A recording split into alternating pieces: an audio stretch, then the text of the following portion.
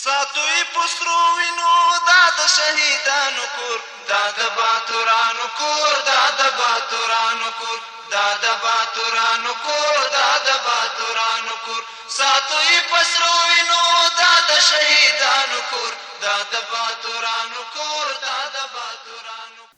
د اعلی قدر امیر المؤمنین حفظه الله د 959 ګڼه حکم پر اساس د هیواد د اوو زونونو د والیانو ترمنځ د همغږۍ نوبتي غونډه د کندهار ولایت په مقام کې ترسره شوه. په غونډه کې د هر زون د والیانو ترمنځ د ترسره شوو ناستو راپورونه وړاندې شول او مطرح شوي موضوعات، پریکړې او نظرونه واورېدل شول.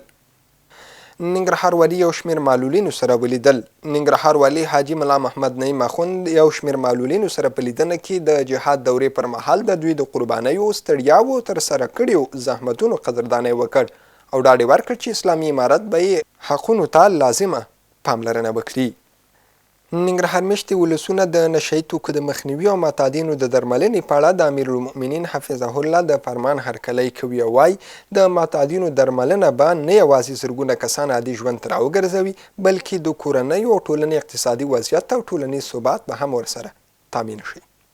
ننګرهار کې د هوا په تودېدو سره تنکي ځوانان له ګرمۍ څخه د ځان ساتنې او د بدن د یخېدو په موخه په سیندونو او نهرونو کې لامبي چې دغه لمبا ورته ډیری وخت د سر په بیه تمامیږي او ځوانۍ یې د اوبو خوراک شي. د ننګرهار اوسیدونکي له کورنیو غواړي چې ماشومان او ځوانان د سیندونو او نهرونو له خطرونو خبر کړي چې ځوانان په اسانۍ لمبا ته زړه ښه نه کړي. د ننګرهار اولمپیک بدني روزنې او ورزش ریاست سره په همغږۍ د حصارک ولسوالۍ د ورزش مسؤلینو په لارښوونه د حصارک غوغرلیک تر نامه لاندې د 12 لوبډلو ترمنځ د ټیبال کرکټ سیالۍ د حصارک سیلاب لوبډلې په بریا پای ته ورسېدې. مسؤلین وایي دغه سیالۍ چې یوه میاشت وړاندې پیل شوې وې، موخه یې د ځوانانو ترمنځ یووالی او ورزش ته وده ورکول و.